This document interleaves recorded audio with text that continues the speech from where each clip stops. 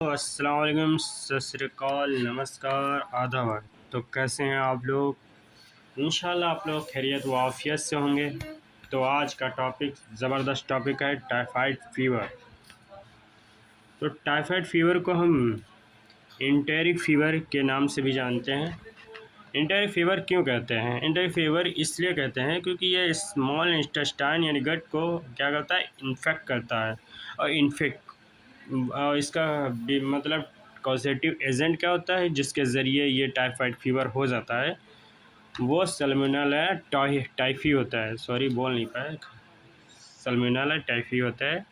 तो इसके क्या क्या कारण होते हैं जिससे हम पहचान सकते हैं कि ये से टाइफाइड फीवर हो सकता है?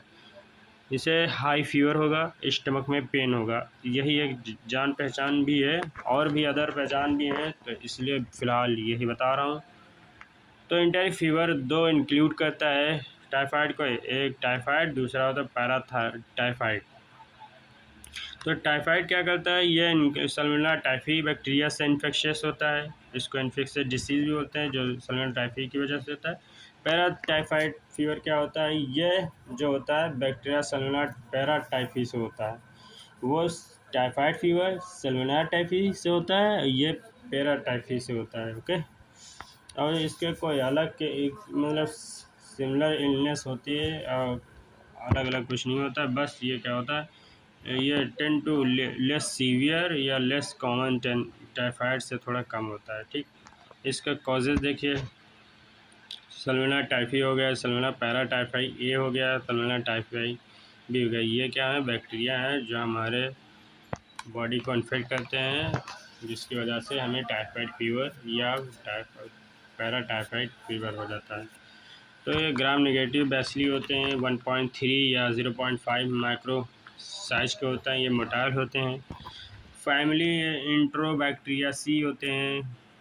ये फैमिली जो उनकी होती है इंट्रोबैक्टीरियासी से होता है। ये 30 डिग्री मतलब जिस इन्वायरमेंटल में हम लोग रहते हैं उसमें ये बेस्ट ग्रोथ करते हैं। ठीक। ट्रांसमिशन क्या होता है, जो हम लोग खाना वगैरह जो है, जैसे क्लोज कॉन्टेक्ट टू पेशेंट, उसके पेशेंट के क्लोज होना, या गंदा पानी या खाना गंदा खाना, या आसपास मक्खी वगैरह कॉकरोच वगैरह जो होती हैं, ये सब फेशियल रूट होते हैं जो हमें बीमारी में लाते हैं, हमें इन्फेक्ट करते हैं, हमारे खाने को वगैरह को, बहुत सारी चीज़ों को गंदा करके हमें हमारे इंटेस्टाइन में इसकी साइज़ को बढ़ा देते हैं, जिसकी वजह से बैक्टीरिया के साइज़ को बढ़ाते हैं तो हमें टाइफाइड बढ़ते जाता है। अप्रोक्सीमेटली इसका इंक्यूबेशन पीरियड जो होता है 7 से 14 दिन होता है, और इसका 3 मंथ से 6 मंथ तक होता है, मगर इसमें जो लिखा है 3 days to 2 मंथ में लिखा गया है। ठीक है। तो पैथोफिजियोलॉजी क्या है, जो ये क्या होता है, ऐसा होता है खाना जैसा खाया हमने, कंटामिनेटेड या खाना खाया, ये तो इसके ज़रिए से बैक्टीरिया क्या है, इंजेक्शन हुआ, मतलब अंदर गया। अब ये क्या करेगा, ये स्टमक में जो एसिड बैरियर को क्रॉस कर देता है, फिर ये धीरे धीरे मैक्रोफेजेस सेल जैसा ट्रैवल करता है। स्मॉल इंटेस्टाइन में पेयर पेचेस में एक मैक्रोफेजेस सेल होती हैं, उसको क्या करता है, पार कर देता है, क्रॉस कर देता है, ट्रैवल करता है। फिर वो क्या करता है, ये डिवाइड होता है। फिर डिवाइड के होते हैं, ये क्या करते हैं, ब्लड स्ट्रीम में घुल जाते हैं, ड्रेनेज करते हैं। इसका रिजल्ट क्या होता है, टाइफाइड फीवर हो जाता है। इनके सिम्टम्स देख लीजिए, भूख कम लगेगी, ठीक है, अल्सर हो जाएगा, खासकर पेट में दर्द ज़रूर होगी, कॉन्स्टिपेशन होगा, सीवियर हेडेक और इरिटेशन होगा, सबसे ज़्यादा फीवर आएगा, और डिहाइड्रेशन वगैरह हो जाएगा। तो ये सब पहचान है बाकायदा। High fever, weakness, stomach pain, loss of स्टैटिस, low implicit appetite, loss of appetite. ठीक। अर्ली स्टेज क्या है, देखिए फीवर जो शुरुआती फेस क्या होते हैं, वो 103 से 104 डिग्री सेल्सियस फ़ारेनहीट में फ़ीवर होता है। वीकनेस होगा, स्टमक पेन होगा, headache, diarrhoea, cough, loss of hepatitis.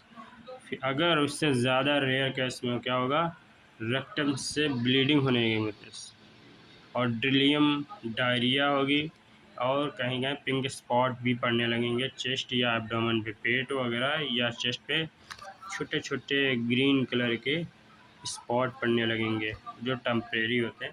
हम इनको डायग्नोस करने के लिए हम टेस्ट वगैरह करवाते हैं, जैसे कि अगर डाइजेस्टिव में मतलब इंटरनल ब्लीडिंग होती है तो उसके लिए एक जॉइन नाम का सोल्यूशन होता है, मतलब होता है सोल्यूशन होता है वो जिससे डाल के उसको इंटरनल ब्लीडिंग को रोका जाता है या पेंटा वगैरह लिए जाते हैं। ब्लड कल्चर है जैसे कि सीबीसी, एलएफटी, कैविटी, टाइफाइड का पूरा परहेज किया जाता है, ठीक।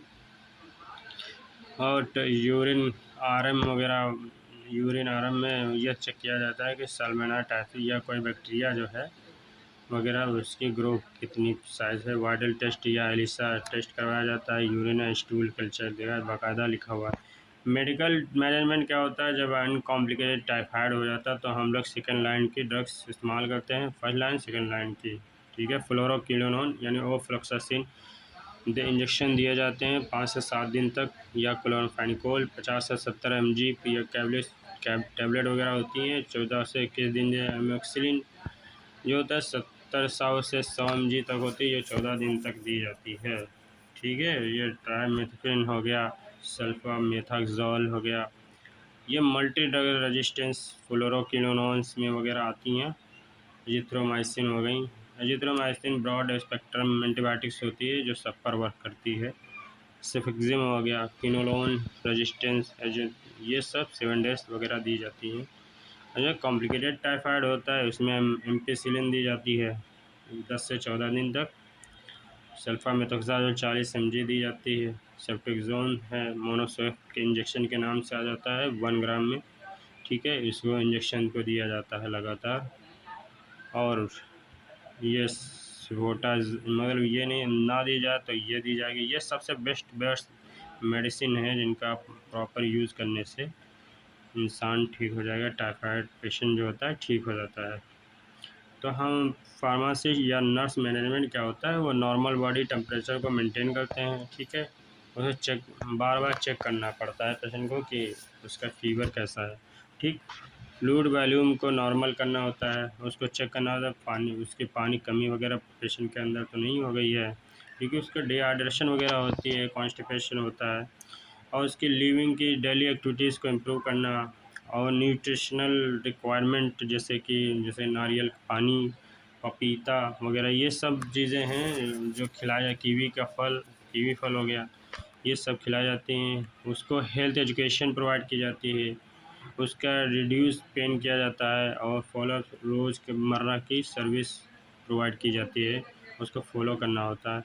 2 मतलब वैक्सीन्स होती हैं, इनएक्टिवेटेड टाइफाइड वैक्सीन होता है, एक लाइव टाइफाइड, इनको लगवाना होता है, ठीक है।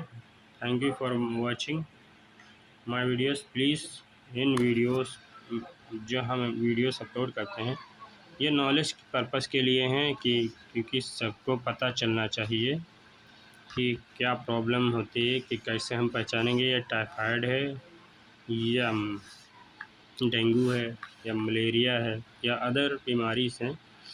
और ये जो मेडिसिन होती हैं ये पता होती हैं, ये ख़ासकर मेडिकल लाइन स्टूडेंट के लिए हैं, बाकायदा उनके लिए लिख के दी हैं, वो समझ सकते हैं।